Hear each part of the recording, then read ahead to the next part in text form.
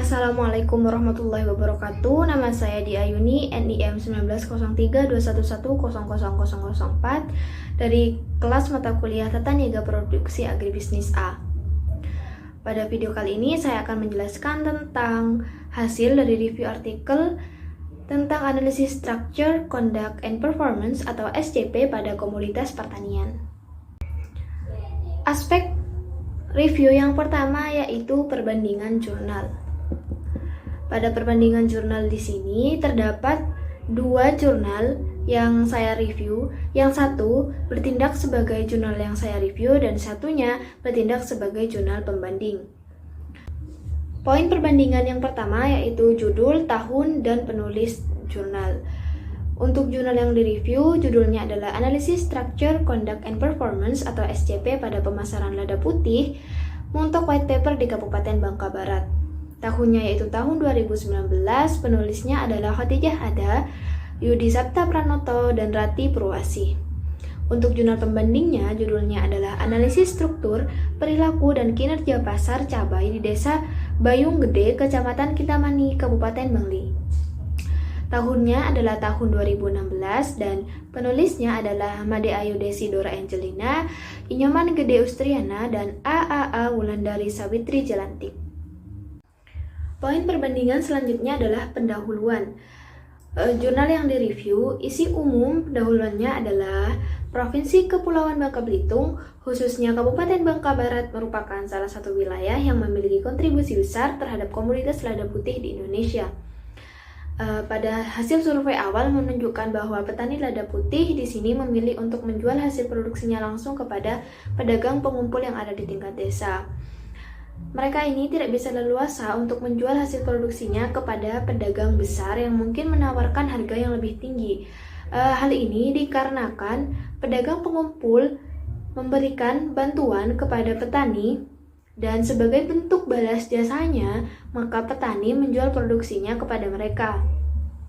Selain itu, menurunnya harga lada putih ini juga disebabkan oleh distribusi yang kurang baik, di mana di dalamnya juga menyangkut tentang informasi pasar. Dan perubahan harga juga dapat ditentukan oleh struktur, perilaku, dan juga kinerja pasar. Pada jurnal pembanding, isi umum pendahuluannya yaitu komoditas cabai di sini merupakan salah satu komoditas dominan yang dihasilkan oleh petani hortikultura yang ada di Kecamatan Kintamani, Kabupaten Bangli, dan menjadi komoditas daerah setempat. Akan tetapi, beberapa tahun ke belakang terjadi permasalahan di mana produktivitas cabai di sini selalu mengalami fluktuasi. Sedangkan pada harga cabai yang ada di tingkat produsen cenderung mengalami peningkatan yang cukup berarti. Nah, fluktuasi harga yang tinggi ini dapat terjadi dikarenakan ketidakstabilan yang terjadi pada sisi penawaran. Selain itu, pemasaran cabai akan berjalan dengan baik dan efisien apabila informasi tentang produk dapat diketahui oleh semua pihak. Oleh karena komoditas cabai merupakan mata pencaharian petani yang ada di Desa Bayung Gede, Kecamatan Kintamani, Kabupaten Bangli, maka penting untuk dilakukan analisis pemasaran pada struktur, perilaku, dan juga kinerja pasar cabai. Selanjutnya yaitu di tujuan penelitian, di mana jurnal yang direview, penelitian ini memiliki tujuan untuk menganalisis dan juga mengetahui tingkat efisiensi pemasaran lada putih di Kabupaten Bangka Barat dengan menggunakan alat analisis SCP.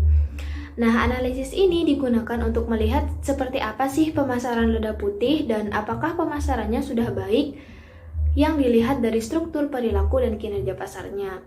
Sedangkan untuk tujuan penelitian dari jurnal pembandingnya, yaitu penelitian ini memiliki tujuan untuk mengetahui struktur pasar, perilaku pasar, dan juga kinerja pasar dari komoditas cabai yang ada di Desa Bayung Gede, Kecamatan Kintamani, Kabupaten Bangli.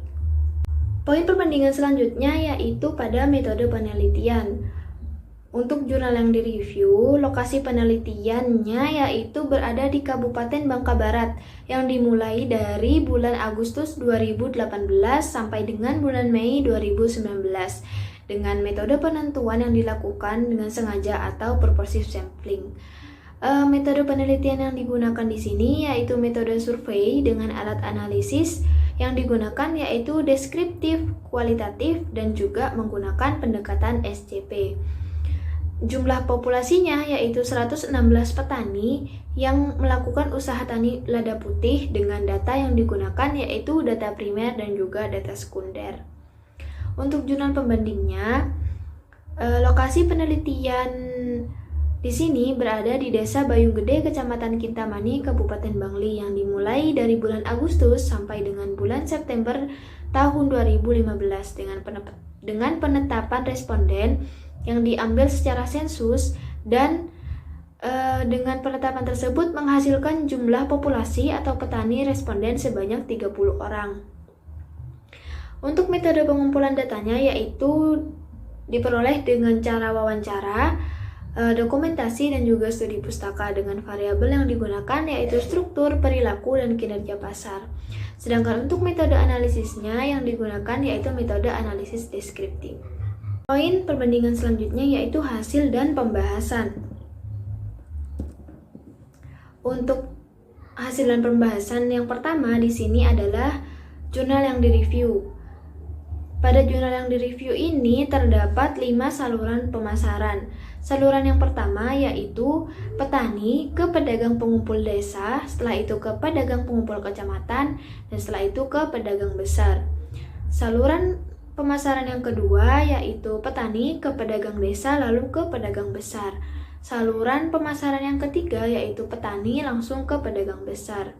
Dan untuk saluran pemasaran yang keempat yaitu petani ke pedagang pengumpul kecamatan dan langsung ke konsumen. Untuk saluran pemasaran yang kelima yaitu dari petani ke pedagang pengecer lalu setelah itu kepada konsumen. Masih di jurnal yang direview, di sini kita mereview untuk mengetahui struktur pasar, perilaku pasar, dan juga kinerja pasarnya. Untuk struktur pasar lada putih di Kabupaten Bangka Barat yang terbentuk yaitu mengarah pada pasar oligopoli. Hal ini dikarenakan penentuan harga dikuasai oleh lembaga pemasaran yang membeli. Sedangkan pada tingkat pedagang pengecer nih, pasar yang terbentuk yaitu pasar persaingan sempurna, karena pada proses ini penentuan harga masih melakukan proses tawar-menawar. Selanjutnya untuk mengetahui perilaku pasar. Pada analisis perilaku pasar, setiap lembaga pemasaran yang ada juga melakukan kegiatan pembelian dan penjualan dengan sistem penentuan harga yang banyak dilakukan oleh lembaga pemasaran. Hal ini dikarenakan lembaga pemasaran memiliki informasi perkembangan harga yang lebih luas daripada petani, sehingga mereka memiliki hak untuk menentukan harga. Nah, sistem pembayaran yang dilakukan di sini dilakukan secara tunai dengan bentuk kerjasama yang dilakukan antara petani dengan lembaga pemasaran, yaitu tidak terikat atau tidak formal dan tanpa kontrak tertulis. Pada analisis kinerja pasarnya sendiri dapat diketahui bahwa saluran pemasaran keempat dari 5 saluran pemasaran yang ada merupakan saluran yang relatif lebih efisien. Penentuan saluran pemasaran yang efisien ini dilakukan dengan menghitung dan menentukan nilai margin pemasaran, farmer share, dan RC ratio.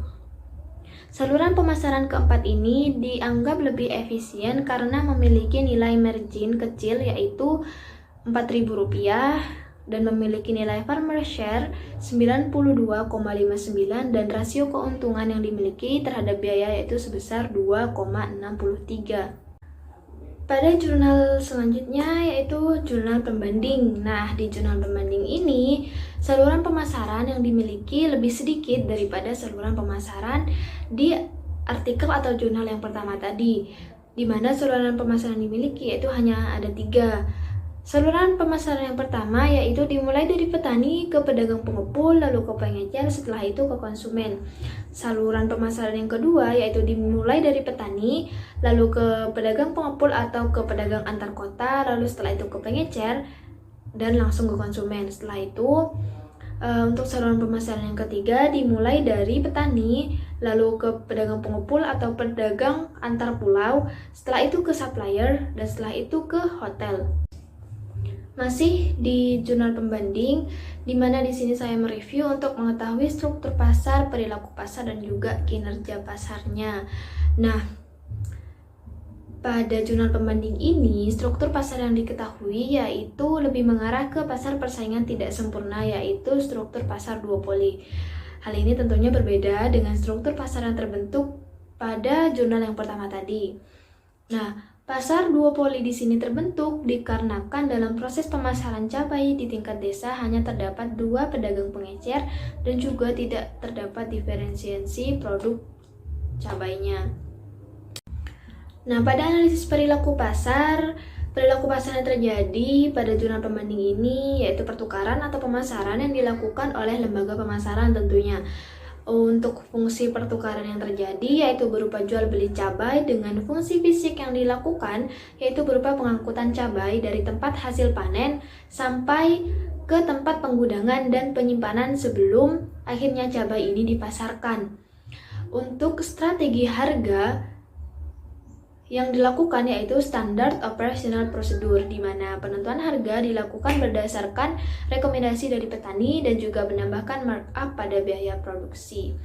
Strategi produk yang dilakukan adalah aktivitas yang berasal dari produsen menuju ke konsumen melalui lembaga pemasaran. Untuk kerjasama yang dilakukan hanya terjadi antara petani dengan pedagang pengepul karena adanya keterkaitan.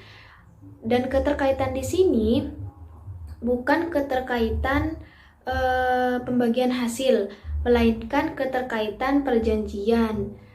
Sehingga pedagang pengepul di sini bertindak sebagai pihak yang bukan memberikan modal kepada petani. Sehingga di sini pure atau murni kerjasamanya yang dilakukan hanya kerjasama atas keterkaitan perjanjian seperti yang telah dijelaskan sebelumnya, bukan atas keterkaitan pembagian hasil. Untuk kinerja pasarnya di sini meliputi margin pemasaran, farmer share, dan juga efisiensi pemasaran.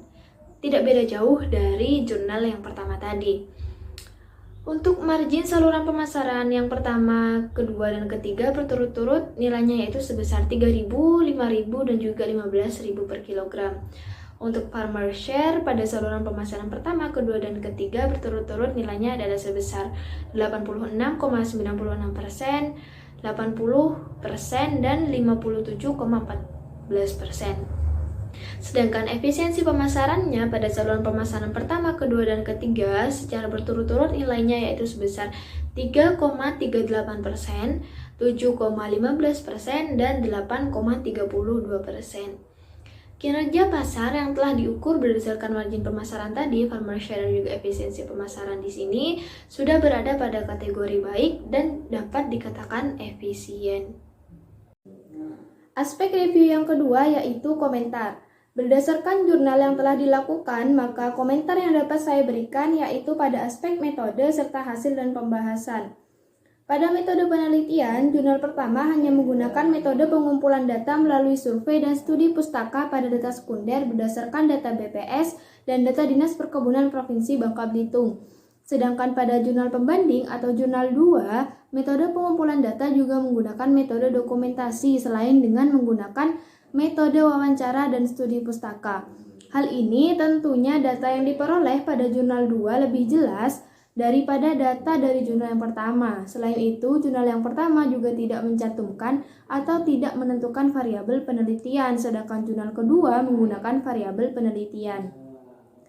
Pada pembahasan, gambar atau bagan saluran pemasaran yang ada disajikan dengan terlalu rumit atau lebih susah untuk dibaca, sedangkan pada jurnal pembanding, saluran pemasarannya disajikan dalam bentuk bagan yang lebih jelas, sederhana, dan mudah untuk dibaca. Sekian video analisis atau review SCP dari saya. Terima kasih. Wassalamualaikum warahmatullahi wabarakatuh.